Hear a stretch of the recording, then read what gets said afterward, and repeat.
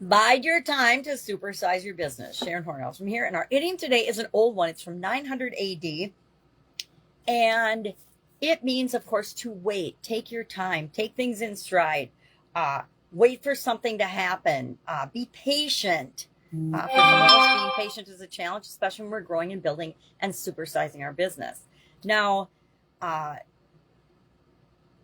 I can think of, I'm not a particularly patient person. I like to have little turtle by me because it reminds me to take a deep breath, do your research, look into something before you jump right in, and make sure that you're making the right choice and the right decision, taking advantage of the right opportunities, and that the timing is right for the decisions and the choices that we choose to make as we're building and growing our business. There's our opportunities around us all the time, and it's up to us to decide what opportunities to take advantage of, what to seize, and what to let pass us by. It's kind of like the mouse sitting out of the outside the mouse's hole, waiting for the mouse to come out, biding its time, knowing that at some point that mouse is going to come out and look for some food, and he can pounce and get his dinner. Same thing with us and our businesses. If we do our homework and do some research and make sure that the things and the decisions that we're making are actually right for our business, sometimes we have to be patient, and the timing isn't right for a particular opportunity. Maybe the funding isn't available. Maybe the right resources in terms of people or expertise or technical capability aren't available right now, but they will be available in the not too distant future. Or maybe it'll be the distant future, and that will be the right time for us to make a choice or a decision. If we work, I know work is a four-letter word for many people, but if we actually work at and move toward the things that we want, and we put in the effort required, if we are consistent and we continuously improve our processes and systems and how we serve the people that we're here to serve, then the timing is always right. I like to use a couple of little decision-making tools. One of my favorites is, and I know I've talked about this before, my head, heart, and intuition tool.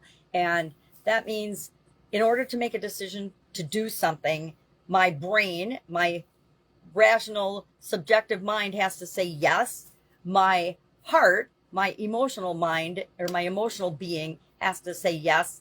And my intuition has to say, my gut, my intuition, my spidey senses have to say, yes, this is the right choice and the right decision. And if I get a yes on all three of those things, I will take advantage of the opportunity because the timing feels right, is right, and probably is right for me at the time. If any one of those aren't saying yes, if they're saying, maybe it's now not the right time, or no, if any one of those areas of my decision-making process says no, then I wait, and I know that the timing isn't right. And sometimes that's super duper hard for me, but I do it anyway because I've learned from past experiences, some of which were terrible, that if I shortchange that process or any of my decision-making processes that I apply to a situation, then I know that there was no point in doing the decision-making process because I was going to do what I wanted to anyway. And every time I did that, something bad happened, and I found out it wasn't the right time, or it wasn't the right situation, or it wasn't the right person to partner with, or there was somehow a mismatch in our expectations. And those are the painful lessons that we learn that remind us that perfect timing, there's no such thing as perfect. There's no such thing as can't. Those are a couple of my favorite sayings.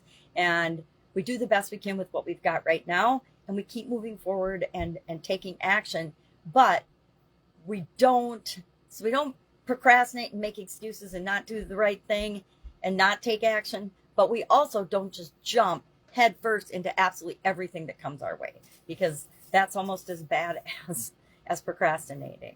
So love to know your experience with this particular idiom or expression, bide one's time, bide your time. Are you patient? Can you wait?